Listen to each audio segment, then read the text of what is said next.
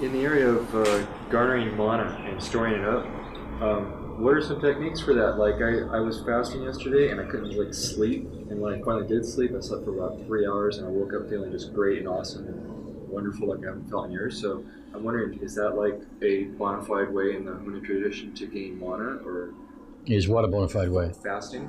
Oh, fasting. I see. Okay, to do this, we have to talk about mana. Okay.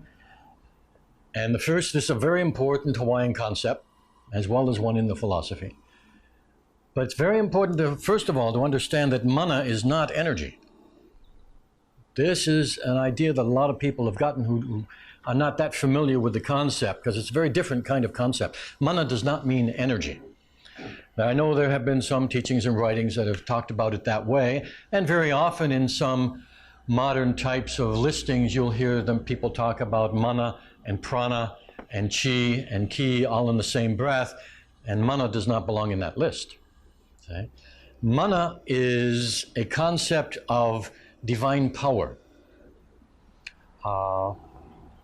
Most especially, sometimes in writings it has been used for power in the sense of the authority or the ability to accomplish something or to have an influence.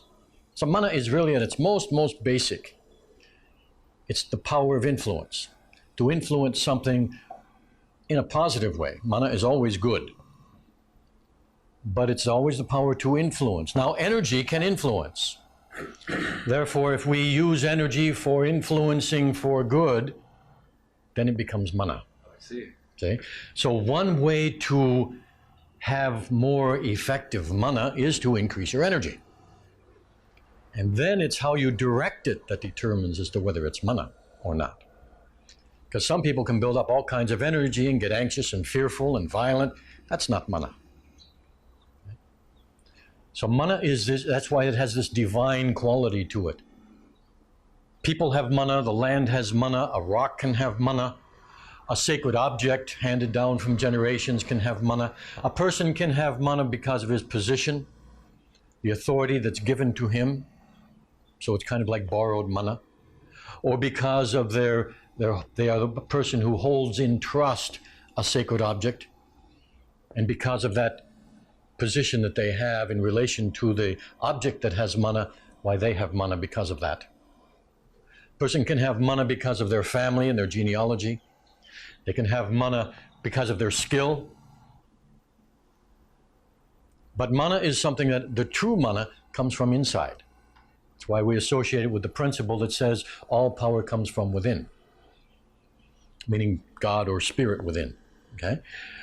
We can then have assumed or borrowed mana, the mana that other people give us because of our position or because of our heritage or because of one thing or another.